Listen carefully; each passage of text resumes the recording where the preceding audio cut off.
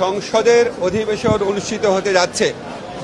বহু বছর পর বাংলাদেশে অবাধ এবং সুষ্ঠু নির্বাচন অনুষ্ঠিত হয়েছে এবং আমরা এমন একটি সংসদের অধিবেশনে সাক্ষ্য হতে যাচ্ছি যেখানে সংসদের প্রতিনিধিরা প্রকৃত অর্থেই জনগণের প্রতিনিধি, প্রকৃত অর্থেই জনগণের ভোটে নির্বাচিত। ফলে এই সংসদের কাছে মানুষের অনেক প্রত্যাশা থাকবে।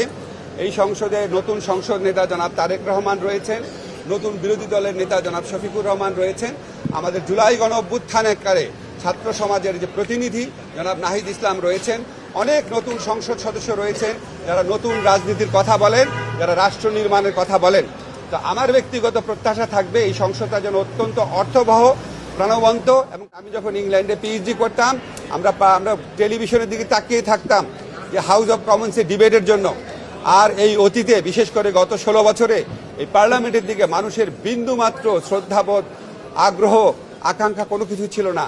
তা আমি চাচ্ছি এই পার্লামেন্টের বিতর্কগুলো প্রাণবন্ত হবে, পার্লামেন্ট অধিবেশন কার্যকরী হবে, বিরোধী দল দায়িত্বপূর্ণ ভূমিকা পালন করার স্কোপ পাবে।